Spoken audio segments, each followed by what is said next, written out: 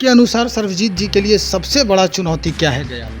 देखिए, सर्वजीत जी एक ऐसा व्यक्ति है कि हर जाति, हर धर्म का लोग यहाँ इनको मतलब कि वोट कर रहा है, इसलिए इनके आगे कोई चुनौती नहीं है। यहाँ जहाँ तक हम घूम रहे हैं पूरे शहर की बात करें या फिर जो गया लोकसभा चुनाव क्षेत्र है, वो पता चल रहा है कि भाई गया शहर जो है, जहाँ पे टाउनशिप है, वहाँ इनके लिए सबसे बड़ी चुनौती है, क्योंकि वहाँ जो वोट है वो कहीं और जाने वाला है।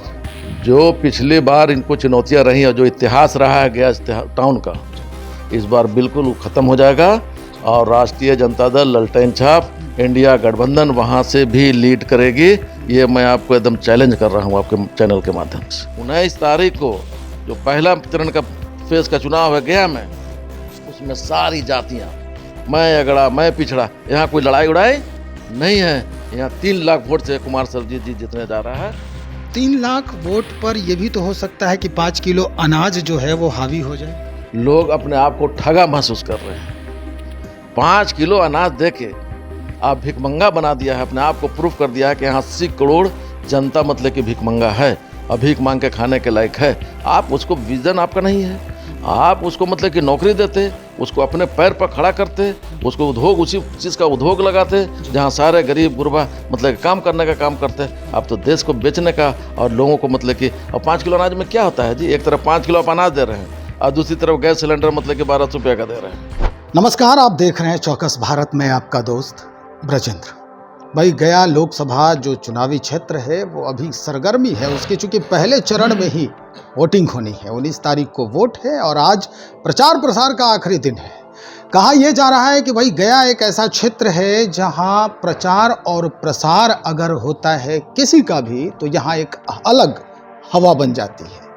हवा की अगर बात करें तो एनडीए के तरफ से 2 बार प्रधानमंत्री आ चुके हैं। एनडीए के लिए वोट के लिए जीतन राम मांझी के वोट के लिए चिराग पासवान आ चुके हैं, नीतीश कुमार आ चुके हैं, इधर सर्वजीत पासवान भी उनके विपक्ष में हैं और उनके लिए सिर्फ और सिर्फ मुकेश सहनी हैं जो वीआईपी के अध्यक्ष हैं, वो साथ दे रहे हैं।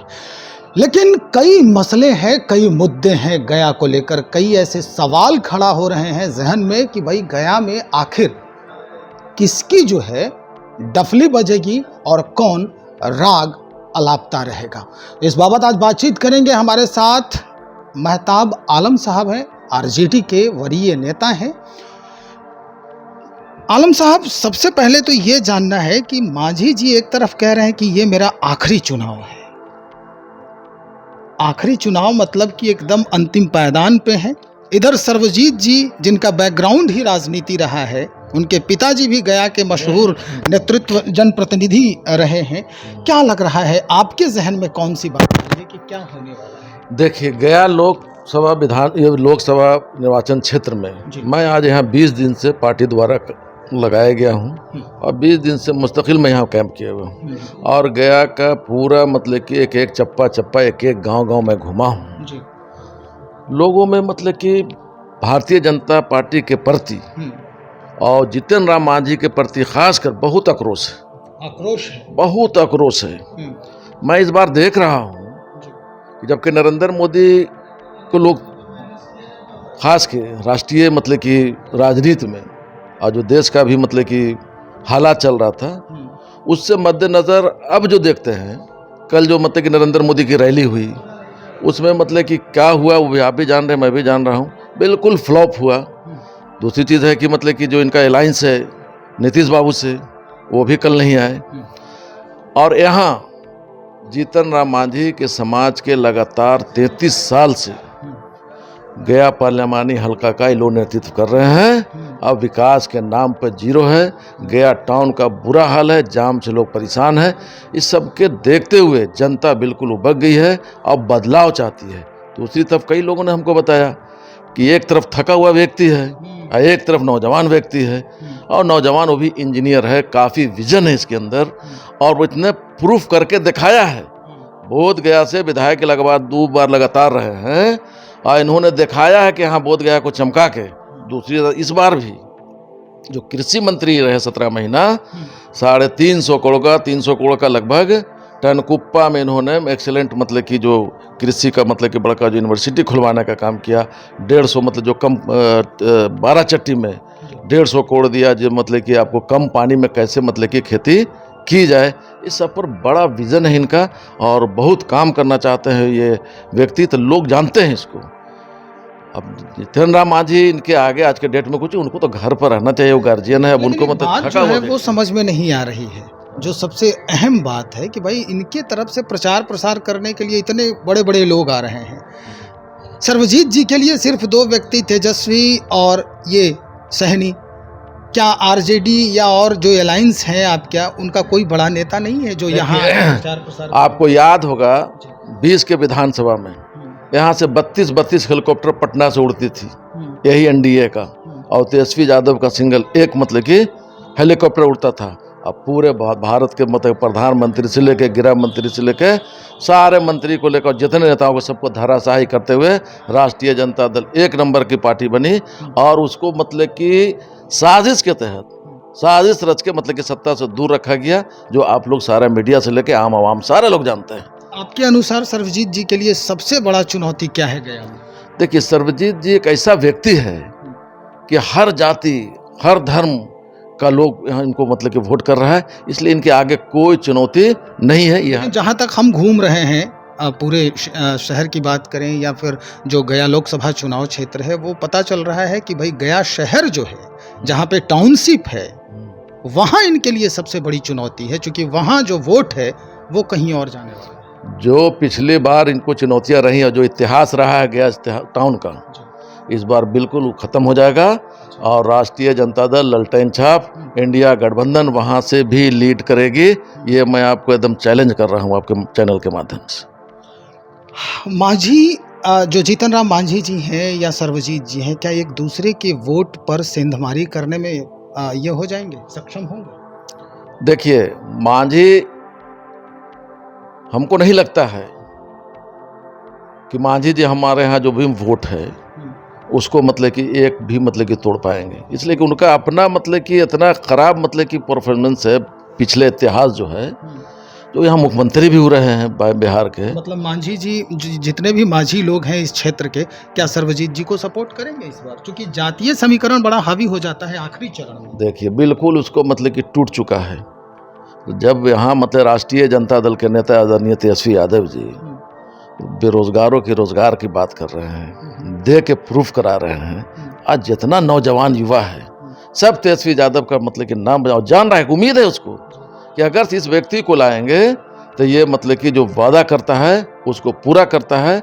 इसलिए मतलब कि चाहे मांझी हो, चाहे कुशवाहा हो, चाहे पासवान हो, चाहे अगड़ा समाज के सारे लोग हों, मैंने मतलब कि यहाँ तो पांडे लोग भी हम लोग को मीटिंग करके बुलाया और कहें कि इस बार हम लोग बीजेपी से दुखद है, इसलिए उन्हें 250 करोड़ चंदा, जो मतलब कि गाय मांस काट के फैक्ट्री करती है, उससे इन्होंने 250 करोड़ का चंदा लिया है।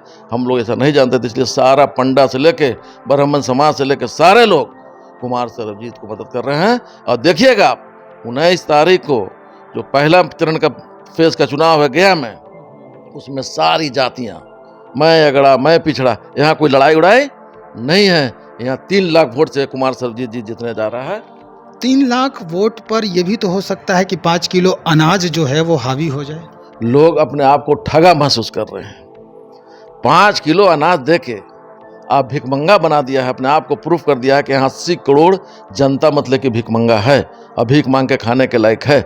आप उसको विजन आपका नहीं है, आप उसको मतलब कि नौकरी देते, उसको अपने पैर पर खड़ा करते, उसको उद्योग उसी चीज़ का उद्योग लगाते जहाँ सारे गरीब गुरबा मतलब कि काम करने का काम करते। आप तो देश को बेचने का और लोगों को मतलब कि, और 5 किलो अनाज में क्या होता है जी, एक तरफ 5 किलो आप अनाज दे रहे हैं और दूसरी तरफ गैस सिलेंडर मतलब कि 1200 रुपये का दे रहे हैं, दूसरी तरफ पेट्रोल का दाम बढ़ा दे रहे हैं। खाद जो किसानों का उसमें 50 किलो का बैग आता तो उसको 45 किलो कर दिया, तो ये 5 किलो अनाज तो 5 किलो वही खादे में आप निकाल ले रहे हैं। तो ये बिल्कुल बेवकूफ़ बनाने का, और जनता इसको पूरी तरीके से सबकी समझ चुकी है। यही वजह है कि गया पुनिया में अब देख लीजिए नरेंद्र मोदी के नाम पर कोई आदमी आने को तैयार। आखिरी सवाल है मेरा आलम साहब की, जो अकलियत के लोग हैं, माइनॉरिटीज़ जी जो हैं गया के, कहीं कहीं उनके जहन में भी कुछ जो द्वंद्व की स्थिति है, दुविधा वाली स्थिति है, वो बनते दिख रही है। कुछ दिन पहले ही जो चंदौती है वहाँ पर अक़लियत के जो इधर के अध्यक्ष हैं उनकी बैठक हुई थी और उन्होंने कहा था कि हमें तवज्जो नहीं मिला है, ना तो लालू जी तवज्जो दिए हैं और ना ही कोई जो बड़ी पार्टी है उसके तरफ से मिला है। अगर हमारे साथ एनडीए के लोग हमारी बातों को मानते हैं तो हमारा जो कुनबा है, हमारे जो पक्ष हैं वो उनके तरफ हो सकता है। ऐसे में आप क्या करेंगे? अल्पसंख्यक के लोग जी पूरी तरीके से जान रहे हैं कि एनडीए जो गवर्नमेंट आज है सबसे ज़्यादा अगर चक्रस कोई हुआ है जी तो देश का अक़लियत हुआ है, और देश की अक़लियत को 20% को छांट के आप देश के विकास को नहीं कर सकते हैं। अक़लियत पूरी तरीके से जानता है कि यहाँ के लीडरों को कैसे जेल भेजा गया, उनके मकानों को कैसे तोड़ा जा रहा है, ये सारा चीज़ से आहत है। और अक़लियत कभी भी एक इधर से उधर, बहुत दर्द है अक़लियतों को, इतना दुख इस सरकार ने पहुँचाया है जिसका कोई बयान नहीं है, मतलब बयान नहीं कर सकते हैं आप। इसलिए सारे को देखते हुए अक़लियत बिल्कुल मतलब कि इंडिया गठबंधन को पूरे भारत में वोट करने जा रहे हैं। कहीं की बात नहीं। पूछ रहे थे उनसे एक उसको क्या कहते हैं, मज़ार जो होता है, अच्छा मस्जिद मज़ार कहीं, वहाँ पे जब जाके हमने बात किया तो उन्होंने कहा कि कोई नेता हमारे पास अभी तक नहीं आया है। मैंने एक सवाल किया कि भाई जो आपकी हिमायती हैं, एमआईएम के जो अध्यक्ष हैं ओवैसी साहब, अगर वो आपको तवज्जो दें तो क्या करेंगे? तो आए, तो वो टीवी पर डिबेट करते हैं, आए हमसे मिले, हमसे बात करें। तो ये दुविधा जो है वो पनप रही है आलम साहब। ऐसे में आपका जो कर्तव्य है वो क्या होगा? देखिए, माइनॉरिटी के लोग बिल्कुल इस देश में जी ओवैसी साहब को समझ चुके हैं। अच्छा, अच्छी तरीके से समझ चुके हैं। किस तरह से समझे हैं? समझना पॉजिटिव। बिल्कुल समझे कि मतलब कि एक तरह से वो एजेंट हैं भाजपा के। अच्छा, एकदम एजेंट हैं। आप यहाँ देखिए, यहाँ जब राष्ट्रीय जनता दल पासवान को टिकट देती है तो एमआईएम यहाँ पासवान को टिकट देने का काम किया था। जो पासवान में इतना सूझ है कि नहीं मेरे समाज का, उसने जाके अपना नॉमिनेशन वापस लिया, ये भी आप जान लीजिए। तो इनका देख लीजिए क्या इनका मतलब कि विज़न है, मतलब कैसे मतलब कि हम भाजपा को जितावें। ओवैसी साहब का ही काम रह रहा है देश में, और इसको माइनॉरिटी के लोग माइनॉरिटी जान चुके हैं, बहुत अंदर तक जान चुके हैं कि क्या करने का इनका उद्देश्य है। इनको हर जगह लड़ाया जाता है, इनको मदद करती है भाजपा साइड से, और कहते हैं कि आप फलाना जगह फलाना कैंडिडेट दीजिए, फलाना जगह फलाना कैंडिडेट दीजिए।